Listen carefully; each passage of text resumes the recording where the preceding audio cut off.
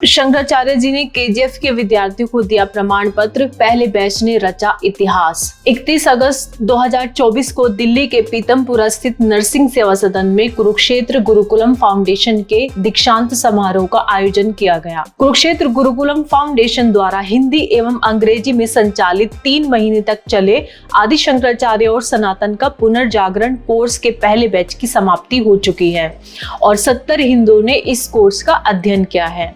इस कोर्स में किसी भी उम्र का व्यक्ति भाग ले सकता है। यह कोर्स आदि शंकराचार्य जी से लेकर वर्तमान शंकराचार्य जी के शौर्यपूर्ण कार्य को छुपाकर झूठा इतिहास द्वारा यह कोर्स आदि शंकराचार्य जी से लेकर वर्तमान शंकराचार्य जी के शोधपूर्ण कार्य को छुपाकर झूठे इतिहास द्वारा भ्रमित कर हिंदुओं को अपने धर्म से विमुख करने के विधर्मियों के षड्यंत्र को धराशायी करता है। ज्योतिष पीठ के शंकराचार्य अविमुक्तेश्वरानंद सरस्वती जी ने इस कोर्स से एवं संदीप देव जी के इस साहसिक कार्य और उनकी सच्ची धार्मिक सेवा को देखकर कुरुक्षेत्र गुरुकुलम फाउंडेशन में अध्ययन किए प्रथम बैच के विद्यार्थियों को स्वयं प्रमाण पत्र देने का निर्णय लिया। ये हम लोगों ने संकल्पना ली और ये संकल्पना कुरुक्षेत्र नाम आपने लोगों की पूछा भी था कि क्यों रखा आपने, क्योंकि आज के समय में हम सब कुरुक्षेत्र के मैदान में खड़े हैं, किसी भी रूप में हो उस धर्म युद्ध में हम सब खड़े हैं। और ऐसे समय में जब हमें हमारे मंदिर तोड़े जाते हो, ऐसे समय में जब हमारे विग्रह उखाड़े जाते हो, ऐसे समय में जब धर्म का जो सूक्ष्म ज्ञान है वो तो छोटी स्थूल ज्ञान भी हमें नहीं होता हो, हमारी जो गुरु परंपरा है, जो अगर आप किसी की भी गुरु परंपरा ले लीजिए, जो भी अपना ले लीजिए, उसमें भी इस्लाम में 4 खलीफा रखे रहे, ईसाई देख लीजिए, सिख में भी 10 गुरु ही हुए, लेकिन 2500 साल से जो हमारे गुरु परंपरा आदि शंकराचार्य की परंपरा चली आ रही है, उसको इस तरह से खत्म करने का प्रयास किया गया है, वो बहुत चिंताजनक स्थिति है। शंकराचार्य जो हमारे चारों आज भी हिंदू समाज में जब देखते हैं तो वो नहीं जानते कि कौन है हमारे 4 शंकराचार्य।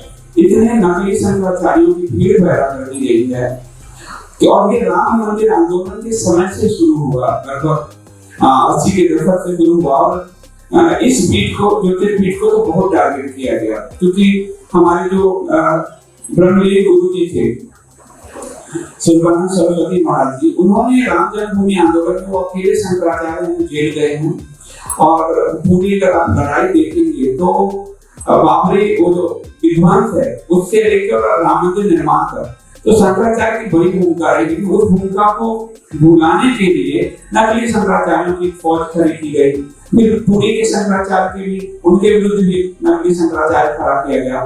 तो हम अपने गुरुओं को भूल जाए, क्योंकि गुरु गोविंद हरे कापड़ लागू पाँव जो कहा गया, जब तक आपको गुरु नहीं बताएंगे गोविंद के बारे में, सीधे गोविंद आपको दर्शन भी नहीं देंगे, उसको समाप्त किया गया। तो इसलिए उन्होंने कुरुक्षेत्र गुरुकुलम एक बनाया, जिसमें हमारा लक्ष्य है कि हर व्यक्ति को, खासकर जो हिंदू है, उसको हिंदू धर्म की बेसिक जानकारी जरूर हो, चाहे वो किसी पार्टी में हो, किसी संस्था में हो, किसी भी ब्यूरोक्रेसी में हो, न्यायपालिका में हो, लेकिन उसको अगर बेसिक सनातन हिंदू धर्म की जानकारी है, वो जहां भी रहेगा हिंदू की तरह कार्य करेगा।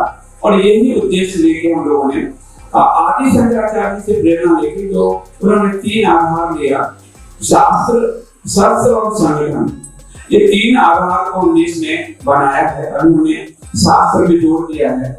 आगे हम इसमें कलारी पट्टू, मार्शल आर्ट, तीरंदाजी, जो भी जैसे आप गेम्स में देखते हैं, शूटिंग्स, उसको भी लाने वाले हैं ताकि हमारे लोग जो हैं वो शारीरिक रूप से भी बलवान हों। और संगठन, गांव लेवल पर हमको संगठन खड़ा करने हैं, तो और इसका भी उन्हें मैप दिया है, इसमें है मैप, तो वो प्रयास करने के लिए हमने कुरुक्षेत्र गुरुकुलम की स्थापना की। और पहला ही कोर्स जो है हम लोगों ने आदि शंकराचार्य जी का, क्योंकि उनसे भी प्रेरणा लेकर इसको स्थापित किया गया और भगवान श्री कृष्ण की जो गीता है उससे हमें बल मिला। इसलिए आप इसमें देखेंगे कि कुरुक्षेत्र जो हमने रखा है वो गीता की भूमि भी है और ज्योति की भूमि भी है। तो उसी से प्रेरणा लेके हम लोगों ने इसको खड़ा किया। और प्रथम हमारा बैच और शंकराचार्य की परंपरा में शंकराचार्य की आपको सर्टिफिकेट हम सबको दे रहे हैं। ये इतिहास है, परमात्मा की कृपा है। भगवान विष्णु का मैं आप सब जानते हैं, भगवान विष्णु की उपासना करता हूँ, विष्णु सहस्त्रनाम का पाठ करता हूँ, ये उनकी कृपा है। और ये जो परंपरा, ये भी नारायण ही इनके प्रथम आदि गुरु, नारायण जी की परंपरा आई है। इसके लिए हम गुरु जी के चरणों में बड़े धन्यवाद करते हैं। और राम जन्मभूमि मामले में प्रमुख अधिवक्ता पीएन मिश्रा जी ने मुख्य अतिथि की भूमिका निर्वहन करते हुए आदि शंकराचार्य की पूरी परंपरा और उनके द्वारा सनातन धर्म को बचाने के पूरे अभियान के बारे में विद्यार्थियों को अवगत कराया।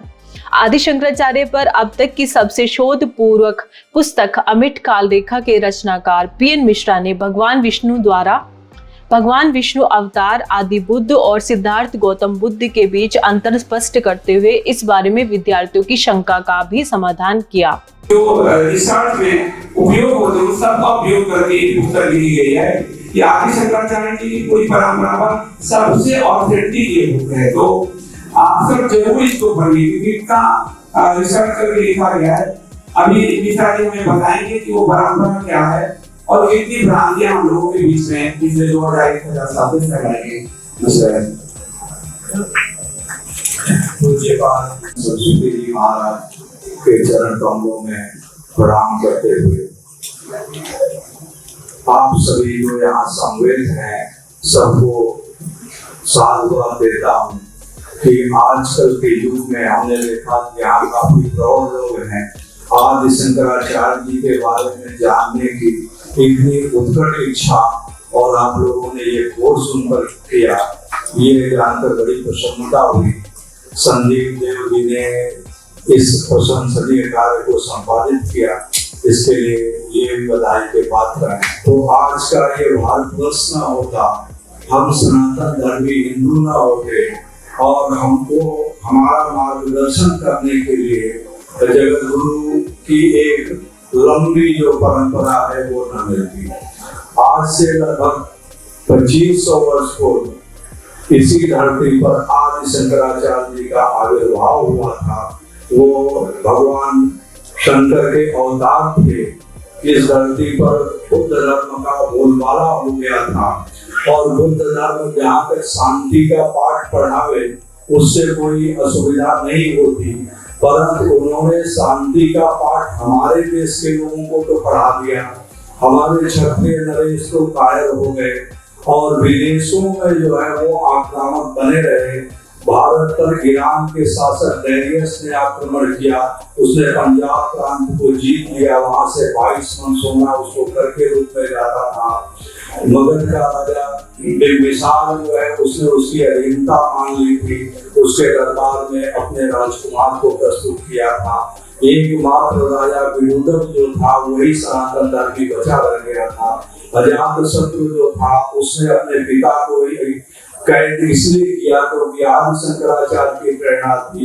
उसके पिता जो है वो बिंबिसार जो है वो बुद्ध धर्म की ओर झुकने लगे थे, इसलिए भगवान शंकराचार्य जी की प्रेरणा से अजातशत्रु ने पुनः जो है वो सत्ता अपने हाथ में संभाली। आदि शंकराचार्य कौन थे, कैसे थे, आप ये देखें कि अगर सांडिल्य भक्ति सूत्र को पढ़ें तो आदि शंकराचार्य के बारे में आप पूरा समझ सकते हैं। उसमें कहा गया है कि बादरायण ऋषि ने कहा है कि ज्ञान से ही मोक्ष होता है और कश्यप ऋषि ने कहा है कि भक्ति से ही मोक्ष होता है, परंतु सांडिल्य ऋषि ने ये कहा कि ज्ञान और भक्ति दोनों से ही होता है, दोनों के मिलने से ही होता है।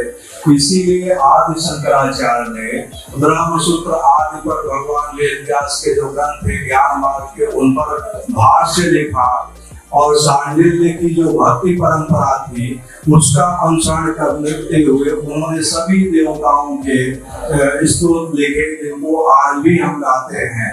तो हमें उन्होंने भक्ति का भी मार्ग दिया, ज्ञान का भी मार्ग दिया और उन्होंने एक परमानेंट व्यवस्था ये कर दिया कि हमारे न रहने कलयुग पर्यंत उन्होंने कहा कि धर्म गुरु बना रहूंगा।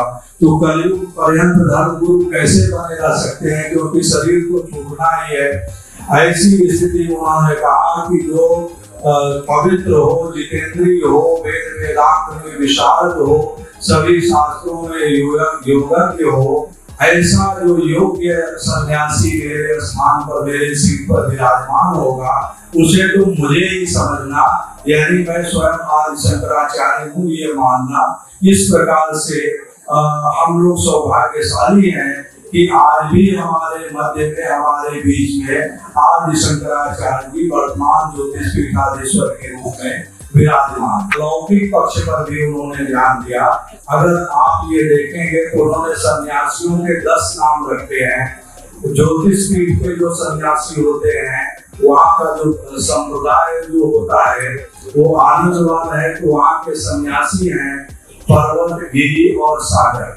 ये नाम से ही पता चलता है, यानी पर्वत जो सन्यासी हैं उन्हें पर्वतों में रहना है, गिरि जो सन्यासी है उन्हें गिरि कंदराओं में रहना है, और सागर जो है उन्हें समुद्र के तट पर रहना है। वहां रह करके जो उस इलाके के आदिवासी है, आदिम है, जो मुख्य भूमि से कटे हुए हैं, उनके बीच में धर्म का प्रचार करना और उस क्षेत्र से जो आक्रमण हो सकते हैं उससे अपने देश के लोगों को सतर्क करना। इसी तरीके से अगर हम चले जाएं गोवर्धन मठ में तो वहाँ का संप्रदाय भोगवार है और वहाँ के सन्यासी भोग से लोगों को दूर करना जिससे कि वो अच्छे कार्यों पे लग सके। और वन और अरण्य वहाँ के सन्यासी होते हैं, यानी छोटे जंगलों और बड़े बड़े जंगलों में रहना उनका कार्य है।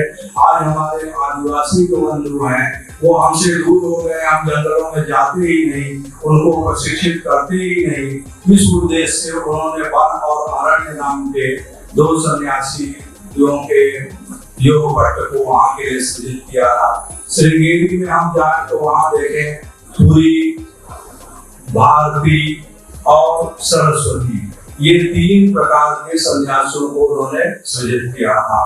तो सरस्वती का मतलब है जो विद्या का प्रचार प्रसार करें, पढ़े पढ़ाएं, वो जो है सरस्वती सन्यासी थे।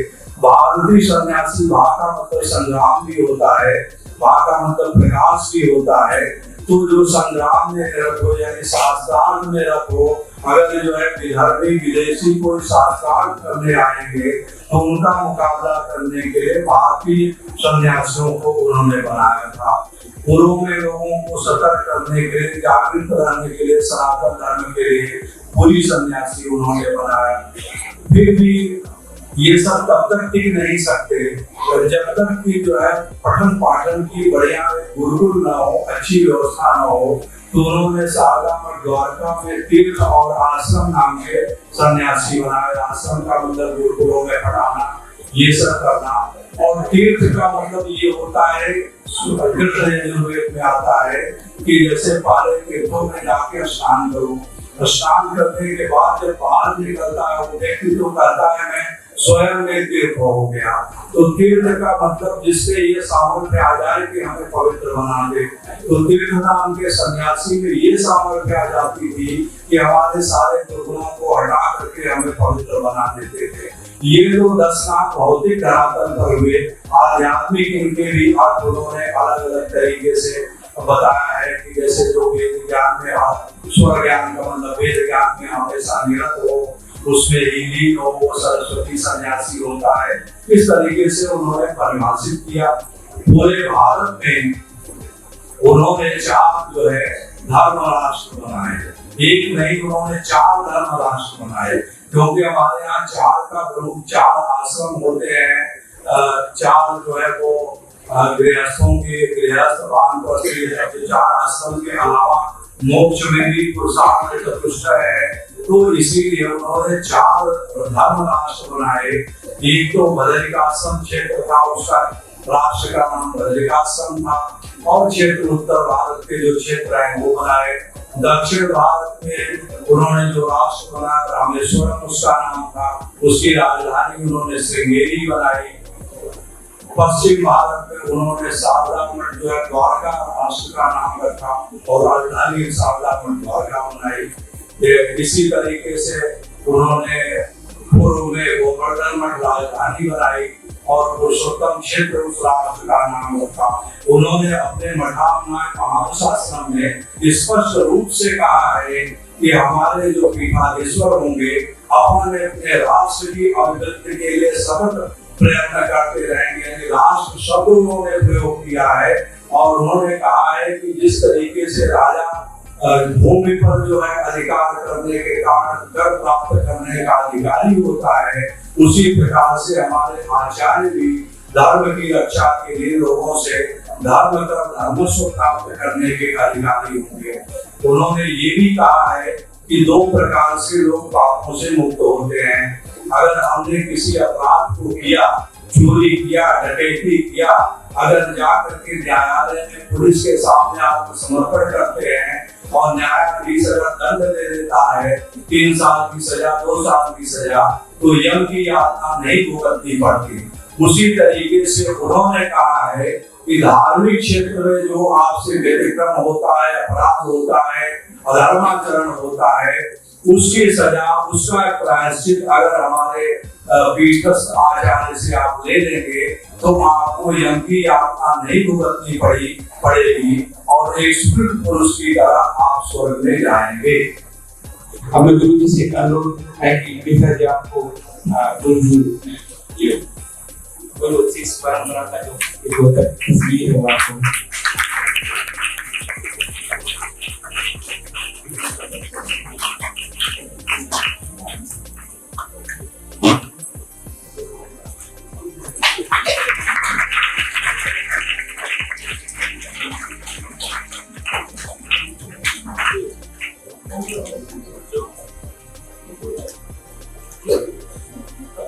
देख रहे हो?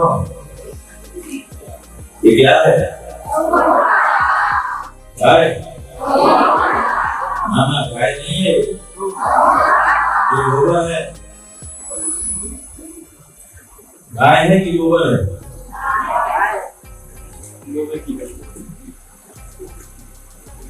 गोबर से बनी गाय। आप लोग गोबर से दूरी रखते हो ना? ये देखो, गोबर का उपयोग करके भी इतना सुंदर गाय का चित्र बनाया जा सकता है।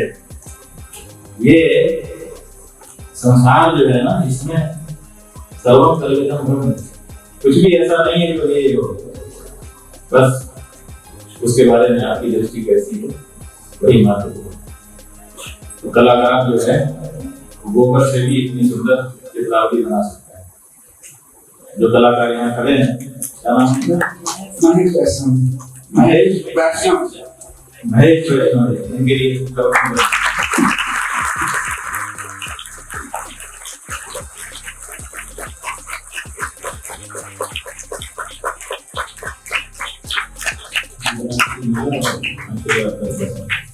इनको बनाइए।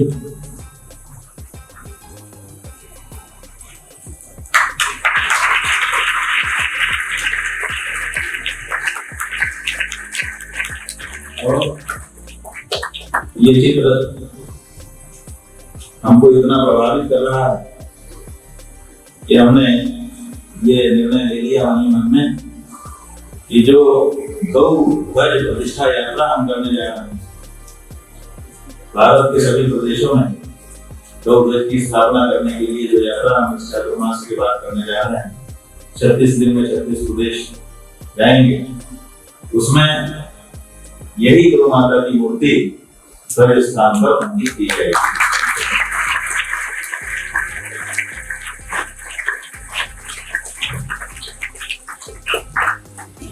इसी बहाने हमारे महेश वैष्णव जी 36 प्रदेश निकाला के माध्यम से पहुंचे। एक बार फिर सदाने के लिए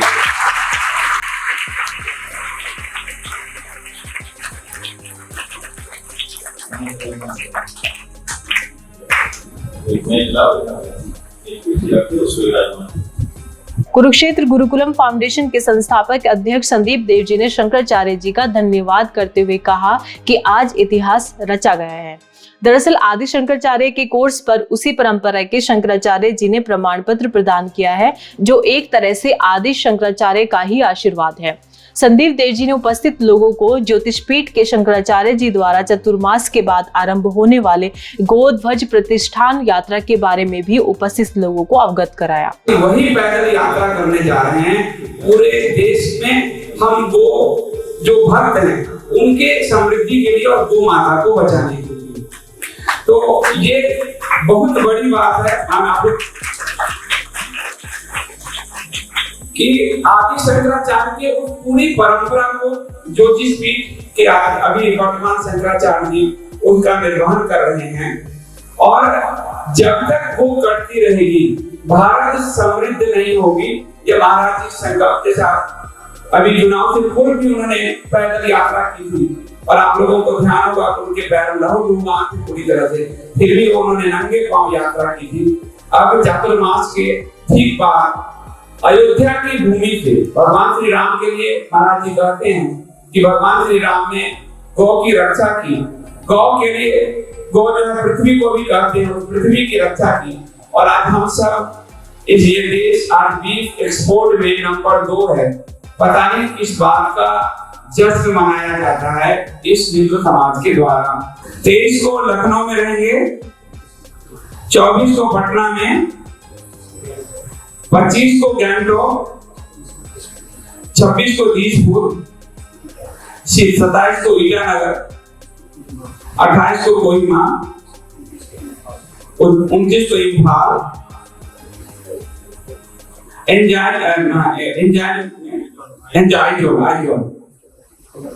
अगरतला में,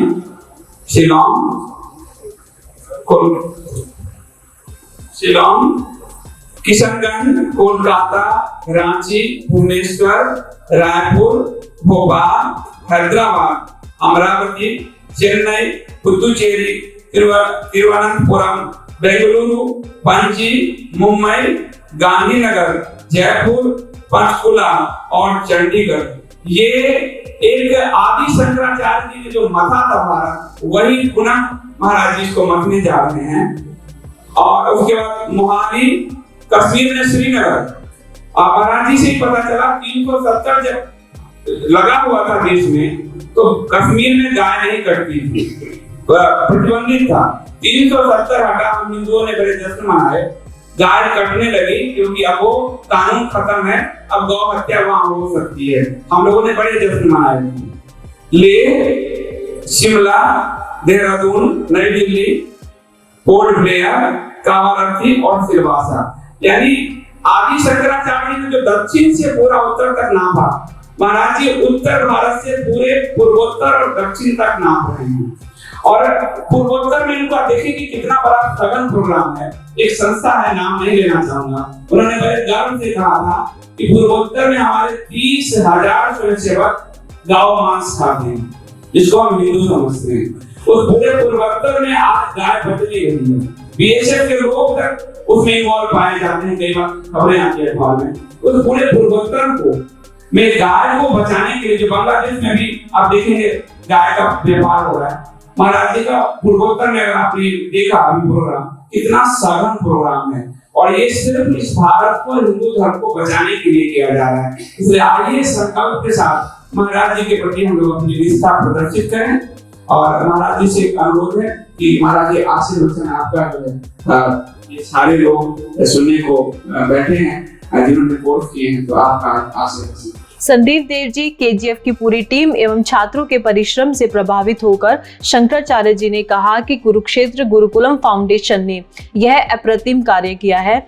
आदि शंकराचार्य एवं उनके द्वारा सनातन धर्म के पुनरुत्थान के लिए जो किया गया, उसके बारे में जानने के लिए यह कोर्स अपने आप में पूर्ण है। इसके लिए संदीप देव एवं उनकी टीम बधाई के पात्र हैं। शंकराचार्य जी ने आदि शंकराचार्य पर विद्यार्थियों द्वारा पूछे गए प्रश्नों का भी उत्तर दिया और विद्यार्थियों को स्वयं प्रमाण पत्र देकर आशीर्वाद दिया। इसलिए वो पुराना और ज्योतिषी या किसी और विषय का विद्यार्थी जैसे ही पढ़ के निकले वो अच्छा है, क्योंकि बाद में तो धीरे धीरे अपनी बातें बोलने लग गए। इसलिए ताजा ताजा जो पढ़ा रहता है उसकी बात ही है। आप लोग अभी ताजा ताजा पढ़ के आए हैं। इसलिए आपकी बात इस समय आपको कौन सिखाएगा? और जो कुछ सही कमी थी, डॉक्टर मिश्र जी ने पूरा विषय बड़ी अच्छी ढंग से आपके सामने रखी। तो उसमें हम क्या करेंगे? हम ये चाहते हैं कि आप लोग अगर कुछ बचा आदि शंकराचार्य जी के बारे में कोई बात आप पूछना चाहते हो तो वो पूछ लो, तो हम उसमें बताने की कोशिश करें कि आप लोगों ने ऑनलाइन जुड़ करके शंकराचार्य जी के संदर्भ में कुछ समझा सीखा। हम चाहेंगे कि आप में से कुछ लोग आकर के हमको जरा बताएं क्या है, क्या सीखा। हम चूंकि आपकी क्षमता प्रतिभा से परिचित नहीं, इसलिए आप में से जो आकर के अपनी बात प्रस्तुत करना चाहता हो वो हाथ उठाए, उसको हम अवसर देंगे। इससे आपका भी लाभ होगा, हमको भी लाभ होगा। आइए। जो हमने कोर्स किया उसमें जो 1000 साल जो चुका है आदि शंकराचार्य का इतिहास और राजा सुंदर 54 वंश के लिए, और हमारे यहाँ पे 54 वंश में एक कीमती चल रही है अग्निकुंड से इनका उत्पन्न हुआ, और जो अभी तक यही बातें चलेगी। और ये कोर्स है और आदरणीय परमेश्वरनाथ मिश्र जी की जो किताब, और उन्होंने बहुत अच्छा इसमें लिखा है। उसमें उन्होंने एक 9वां अध्याय पूरा एक राजा सुंदरमा लिखा है। तो ये जो 1000 साल गुरु जी क्यों एकदम समाप्त किए गए, क्योंकि ये तो मिश्र जी ने आपको बताया कि इसके पीछे बुलंदी संदेश उद्देश्य था, और वो उद्देश्य आज भी चल रहा है। हमारे यहाँ चाकोर वर्ण व्यवस्था बनाई गई थी, जिसका संरक्षण भगवान ने शंकराचार्य ने किया। क्यों किया?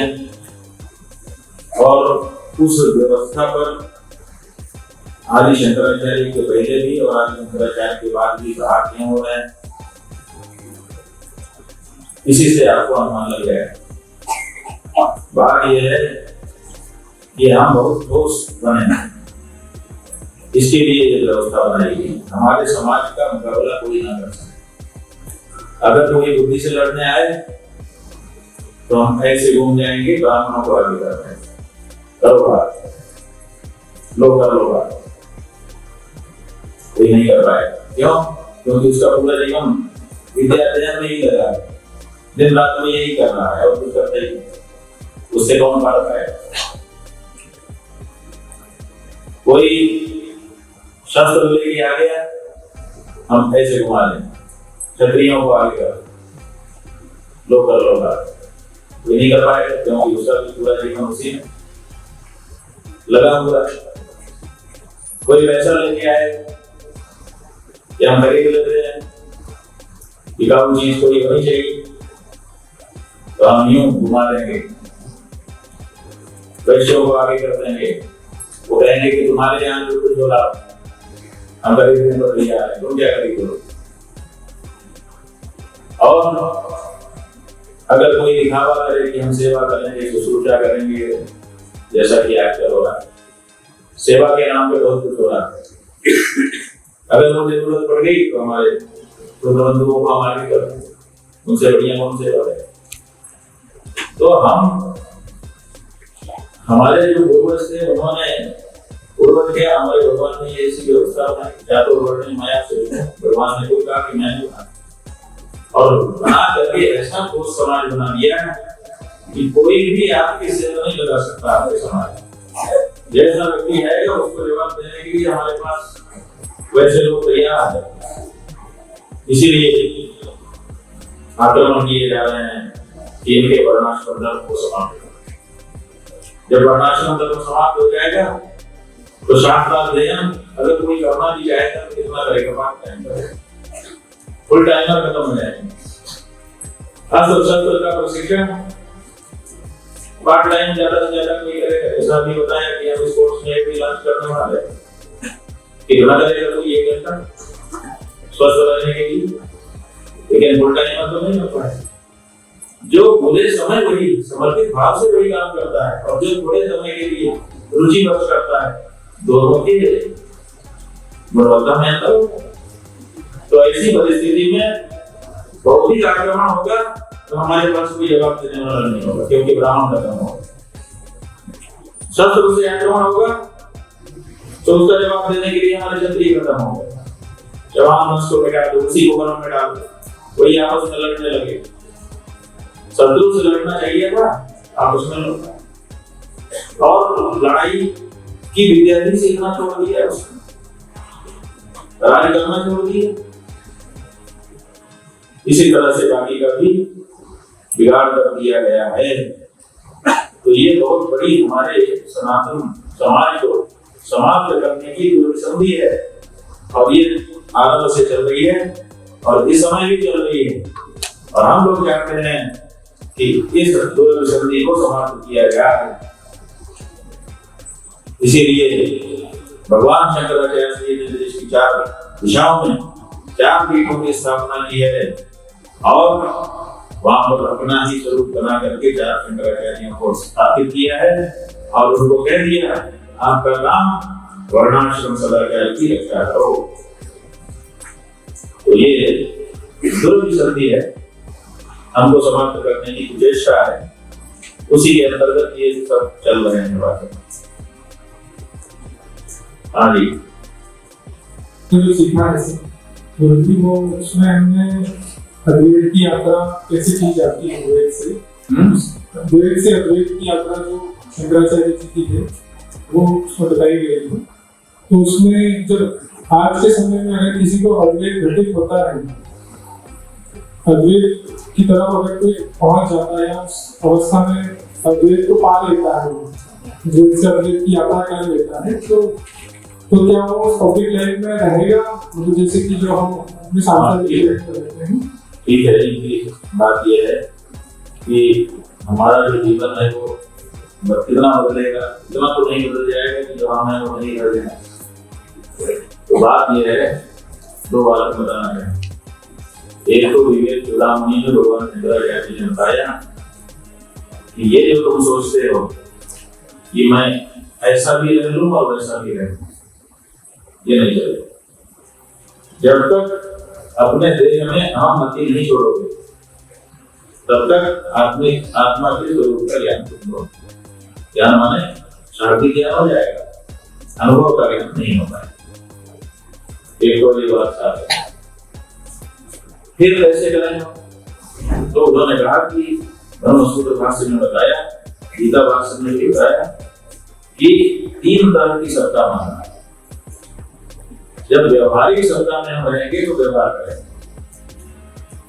परमात्म के स्तर पर हमारा अद्वैत भावाद्वैतम सदा कुर्यात् क्रियाद्वैतम न करेगी। क्रिया का अद्वैत नहीं हो सकता। आप ही जाओगे, हम ही रहेंगे। हम दोनों एक कैसे हो सकते हैं? एक मतलब दोनों की पहचान भी है, ऐसा व्यवहार में नहीं हो सकता। परमात्मा में हो सकता है। परमात्मा में आप अपना आपा छोड़ दो, अपना आपा छोड़ दो तो है वो, लेकिन व्यवहार में तो भेद बना रहेगा। इसलिए व्यवहार में भेद की सत्ता स्वीकार करते हैं, परमात्मा में अभेद है। तो इसलिए और एक प्रतिभास स्वप्नावस्था, तो प्रातिभाषिक सत्ता के साथ साथ व्यवहारिक और पारमार्थिक सत्ता को समझना होगा। 3 सत्ताएं अगर आप समझ जाएंगे तो आपको ये प्रबंधन करने में कोई कठिनाई नहीं होगी। परमात्मा दृष्टि से सब एक है, सब मेरी आत्मा है। व्यवहार की दृष्टि से सब एक, व्यवहार की दृष्टि से गुरु शिष्य। जब हम ज्ञान पढ़ाते हैं अपने शिष्य को तो व्यवहार की दृष्टि से वो हमारा शिष्य होता है, लेकिन परमात्मा की दृष्टि से दोनों को याद करें। भगवान श्री राम ने हनुमान जी से पूछा, बोलो अपने ज्ञान का बखान करो, तुम कौन हो? तो उन्होंने कहा, महाराज देह बुद्धिया तो दासोस्मि, आत्मा बुद्धिया तो वत्सलः, तेन बुद्ध्या तदासोऽस्मि जीवबुद्ध्या त्वदंशकः आत्मबुद्ध्या त्वमेवाहम् इति मे निश्चलान्ति। माने देह की दृष्टि से मैं आपका दास हूं, आप मेरे स्वामी हैं। जीव की दृष्टि से मैं आपका अंश हूं, आप मेरे अंशी हैं। और आत्मबुद्धि से देखता हूं तो आप मेरे मुझे कोई भेद नहीं है। ठीक है, ये तीन स्तर है। इसलिए तीन स्तर को समझिए और फिर उसी अनुसार अपने मन को प्रबंधन कर लीजिए। विष्णु बलरामदेव श्री जी और देवी और सूर्य देव तो हिंदू चर्च की प्रेम साईं बाबा प्रे करते हैं, मंदिर में साईं बाबा का फोटो है, इसको किधर क्लीन किया जाए? नहीं, ऐसा है कि हमारे यहाँ जो मीमांसा शास्त्र है उसमें देवता विग्रह बताया गया है। तो पूजा किसकी होती है? मूर्ति की होती है, उसमें जो चेतन है उसकी होती है। और चेतन को वहां पर मूर्ति की समिति में लाने के लिए जो एक विधि है, तो जो हमारे 5 देवता हैं, 5 देवताओं की प्रतिष्ठा की विधि है, इसलिए मूर्ति प्रतिष्ठा हो जाती है, प्राण प्रतिष्ठा हो जाती है। लेकिन हमारे किसी शास्त्र में न तो साईं बाबा नाम के कोई देवता बताए गए हैं, न उनकी एक मूर्ति में प्राण की प्रतिष्ठा की कोई विधि है। तो जब तक वो विधि नहीं होगी तब तक उसमें प्राण आएगा, जब तक प्राण नहीं आएगा तब तक मूर्ति में चेतन नहीं आएगा। चेतन की हम पूजा करते हैं तो वो पूजा तात्पर्य ही नहीं है। तो जो नहीं समझे, ना समझ है, उनको बतलाया जाता है और वैसे बहुत कुछ करते रहते हैं, लेकिन जो समझदार हैं उनको ना समझे वाला काम नहीं करते। ठीक है, लोगों को पता नहीं है कि नए संप्रदाय की भी कई आ जाते हैं, मीडिया में लोग देखते हैं तो दुविधा में आ जाते हैं। जैसे हमारी शिक्षण पद्धति में ये कुछ ऐसा है कि जो सत्य शंकराचार्य की है उनकी पहचान है। वो ठीक है आपकी बात, अपने को अपनी बात करना चाहिए। आप जानते हो कि नहीं असली शंकराचार्य? जानते हो कि नहीं? बस आपका काम हो गया, आप समझो कि दुनिया में जाएंगे।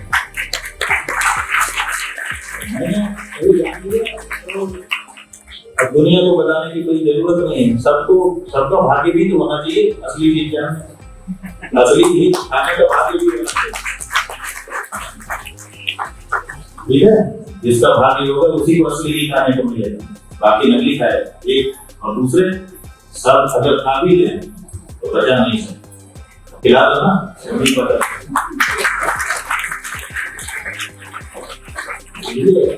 ये बात बताइए, जिसको भाग्य है वो असली को जानता है। ठीक है, और जिसका भाग्य होगा वो जान जाएगा। अपने लोग अपना पूरा काम कर रहे हैं। जब सूरज जो है आकाश में रोज आता है पर डे, लेकिन कभी कभी बादल आ जाते हैं वो दिखाई नहीं देते। इतना तेजस्वी होकर के जब वो छिप जाता है बादलों में तो शंकराचार्य की थोड़ी देर के लिए शुरू हुई, क्या बुजुर्ग मानना है? सूरज की रोशनी का थोड़े हो गई। घर में मूर्ति जो रखी हुई है उस मूर्ति की पूजा करते करते उसमें भी जो है चेतना का आधान हो जाता है। तो उसी तरह से जो साईं बाबा का भी रखा हुआ तो उसमें भी चेतना का तो हो जाता होगा ना।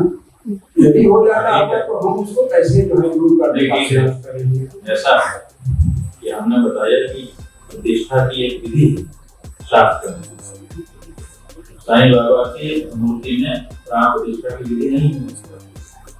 ऐसे ही पूजा की भी विधि है। साईं बाबा पूजा की कोई विधि भी नहीं है हमारे यहाँ, इसलिए साईं बाबा की मूर्ति में पूजा की विधि ही नहीं है तो पूजा ही नहीं होगी। जब पूजा नहीं होगी तो दूसरी पूजा करने के काम नहीं है। जो बात हमने बताई है उसी के आधार पर ये भी लगा लीजिए।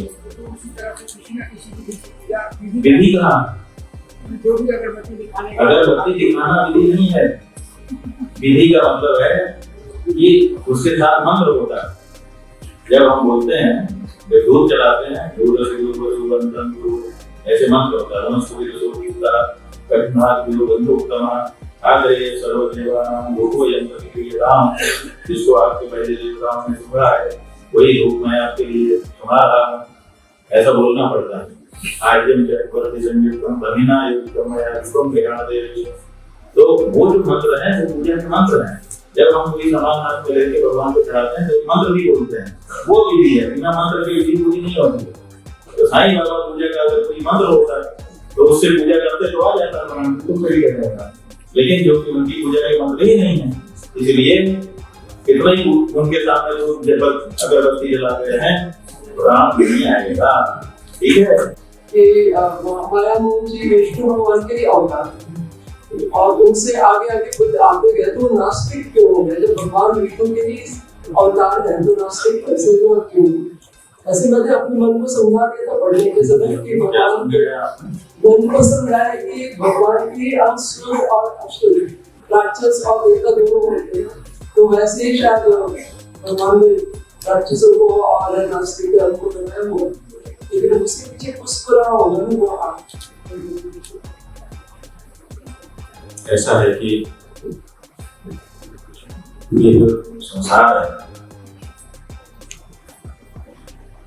इसको आगे बढ़ने के लिए, किसी भी खेल को आगे बढ़ाने के लिए दो टीम होती है, तो दोनों आमने सामने होना चाहिए और दोनों एक दूसरे के साथ बहुत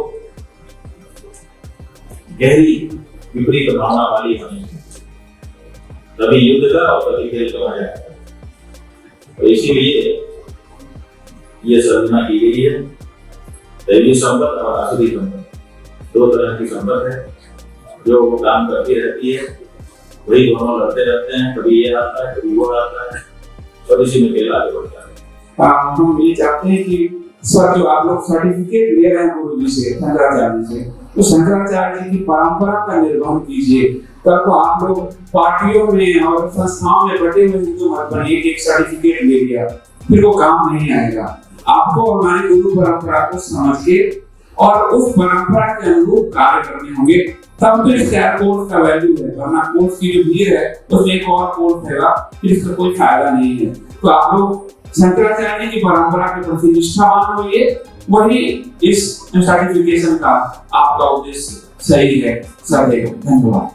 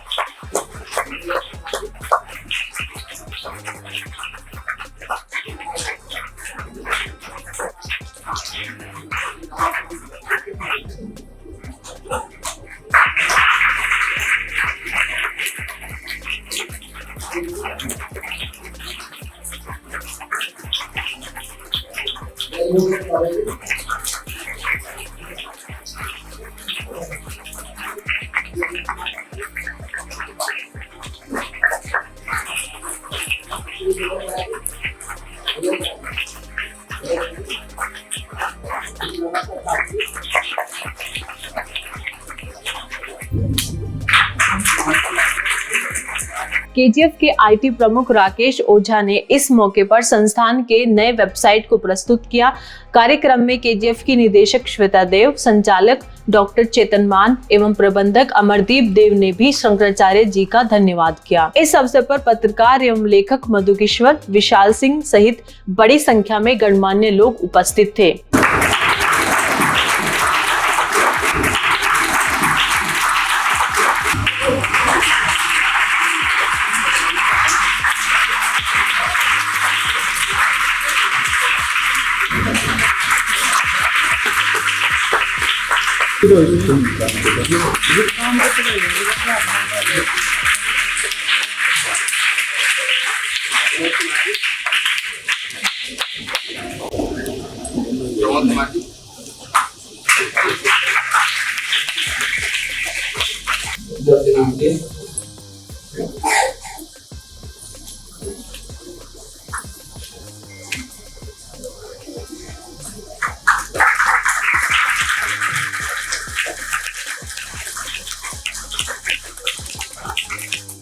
आपको बहन गरीब है तो आपको शांति से है इनका और नहीं रहता है ऊपर डांटती भी हो उसने भी बोल देती है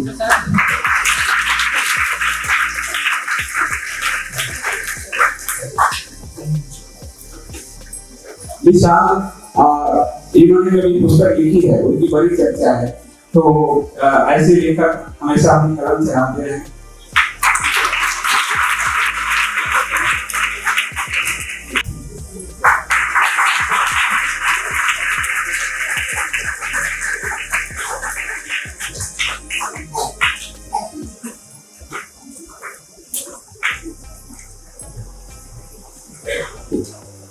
ये सोमनाथ जी हैं बहुत धार्मिक व्यक्ति जी हैं और बहादुर हैं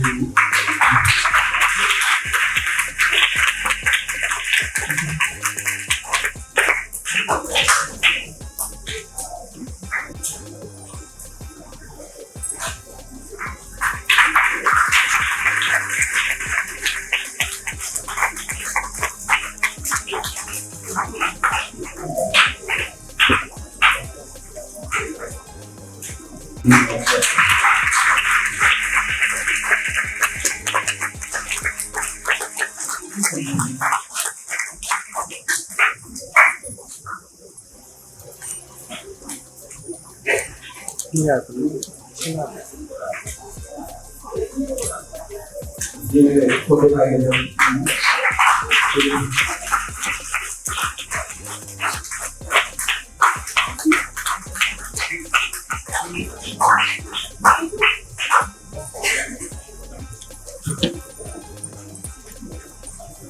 जो हमारे टेक्निकल टीम है उनकी बच्ची हैं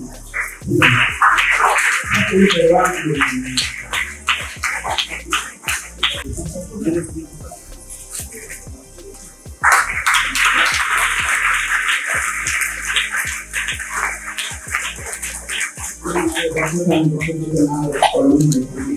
ये डॉक्टर खुद ही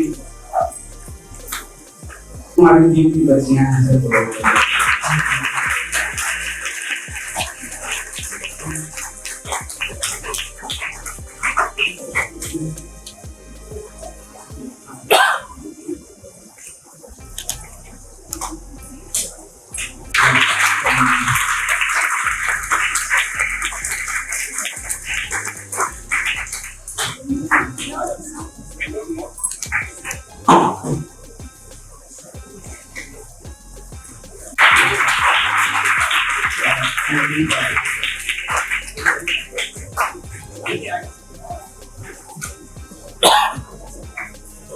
सारे बच्चे नहीं चाहिए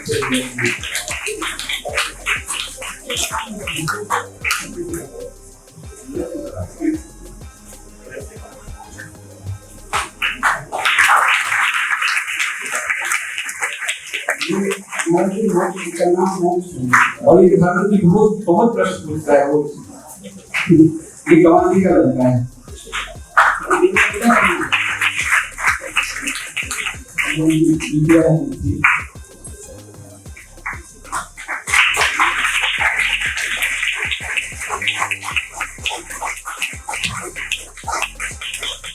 महाराज जी का जो प्रकल्प है इसको आपको प्रचार करना है सब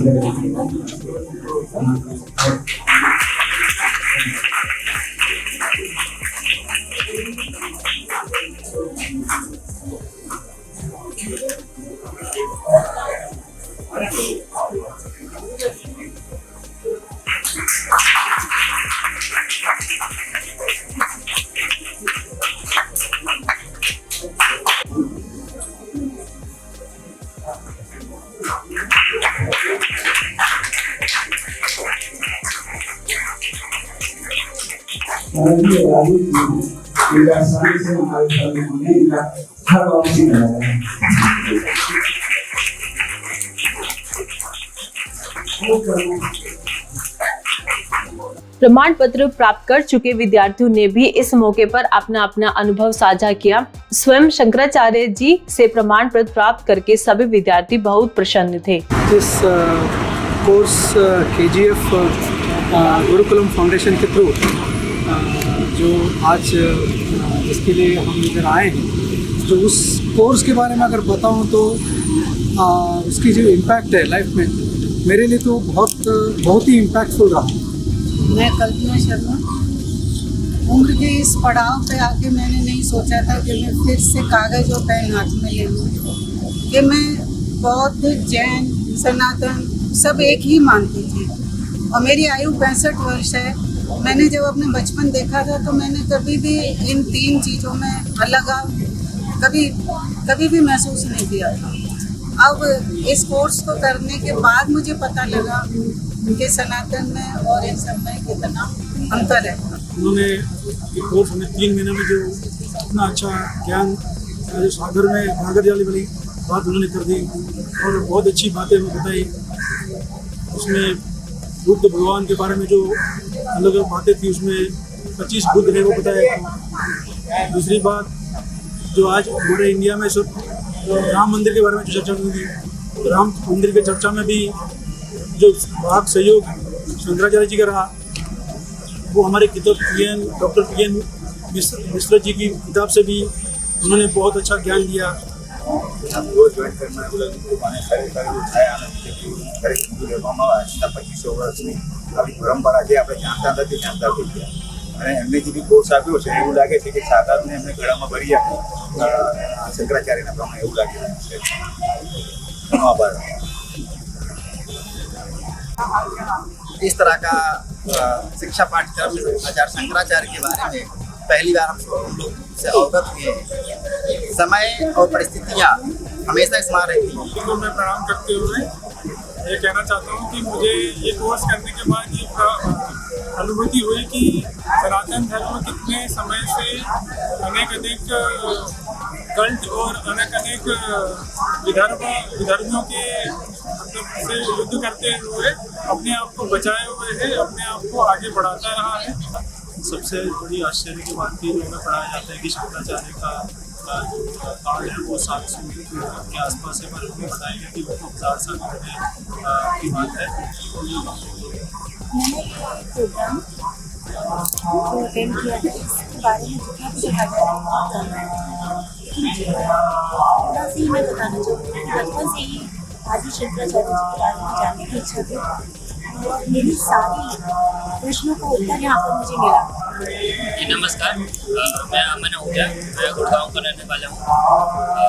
KGF के इस आदि शंकराचार्य जी के पहले बैच में मैं भी एक विद्यार्थी था। ये कोर्स बहुत ही एक बढ़िया कोर्स है सनातन धर्म के बारे में और आदि शंकराचार्य जी के इतिहास के बारे में, दर्शन के बारे में। बहुत सारे गुण रहस्य हमको मालूम चला इस कोर्स को करने के बाद और मैं अपने तहे दिल से संदीप जी, कमल जी और यहाँ पे जितने भी कार्यकर्ता हैं जिन्होंने इसको सफल बनाया, उन सबको ढेर सारी शुभकामनाएं देता हूँ और आशा करता हूँ कि आने वाले समय में भी ऐसे ही हम सबको मानवता से सनातनी की ओर संदीप जी और बाकी सब लोग मिलकर ले चले। आप सबको बहुत बहुत धन्यवाद। ओम नमः शिवाय। तो अंत में KGF की पूरी टीम की ओर से सभी विद्यार्थियों को उनके उज्जवल भविष्य के लिए शुभकामनाएं एवं शंकराचार्य जी के चरणों में नमन। धन्यवाद।